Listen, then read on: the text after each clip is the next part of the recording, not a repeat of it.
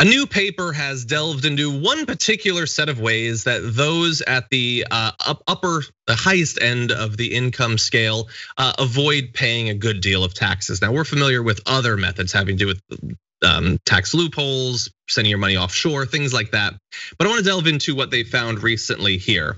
The paper estimates that the top 1% of households fail to report in total about 21% of their income on average, with 6 percentage points of that due to sophisticated strategies that random audits don't detect. So moving forward, when thinking about possible ways to fix that, understand that the current system, even insofar as some rich individuals are occasionally audited and far fewer are than were just a few years ago, let alone a few decades ago, many of these techniques can actually survive an audit. For the top 0.1%, unreported income may be nearly twice as large as conventional IRS methodologies would suggest. And the London School of Economics, which produced this, says that these strategies include offshore tax avoidance, which may have waned after stricter reporting requirements took effect about a decade ago. But many high-income Americans also use partnerships and similar entities to avoid taxes, and such behavior may be increasing and becoming harder for tax authorities to find and unentangle. And so, Amanda, on the show recently, we've been talking about Congressman Ro Khanna. He has a plan to inject a bunch more money into the IRS to try to get the rates of audits of wealthy individuals and corporations back up near where they used to be.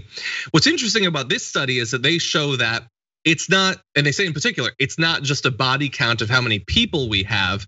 You need specialized agents that are as good at tracking down this tax avoidance as the highly skilled accountants hired to do the tax avoidance actually are, which seems like moving forward, obviously money's gonna be required, but it seems like the IRS has a big task in front of them if they're going to try to adapt to the way the rich have been avoiding taxes recently. Yeah, look, I will be the first to admit that I don't know enough in order to have an informed opinion about this, but what I do know is, what do you need all that money for after you die? You're like all these people who are avoiding this, you have more than enough to do everything it is that you want and more in your lifetime and your kids after and your grandchildren. So like what is that other than like seeing a number in your bank account go up? You know, I feel like these people could buy a Lamborghini every day and just drive it into the lake every day. They'd be fine. Like it wouldn't even, like they wouldn't even know it's missing. So totally. Yeah, the only thing I would add, devil's advocate, I think it's partly seeing the number going up in your bank account.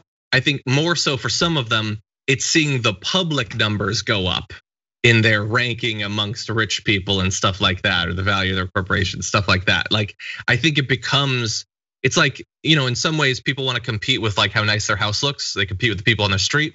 Some people, their street is the country or the world, and they want to rank really well. It no longer has any relationship to their life. Like for you and I, gaining or losing money matters. It affects how we live, what sort of possibilities we have. For these people, they could carve their face on the moon. At that point, it's not really about what you can do with your money, I guess. But anyway, yeah. Oh, and let me be the second to admit that I'm not an expert on this. I'll defer to the experts. That's why we bring on people like Ro Khanna to talk about this actually. But something definitely needs to be done. They've become very skilled at this. It makes it seem to me like maybe an analogy is, corporations that want to harden their systems against hacking often will hire hackers or former hackers to do it for them.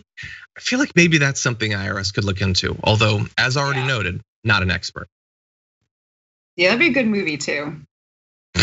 Maybe less exciting than as the hackers, or maybe more, depending on what they find.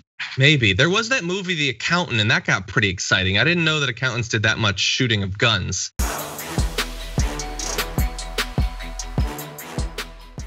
Check out the Damage Report podcast each day, wherever you get your podcasts, whether Pocket Casts or Stitcher or iTunes.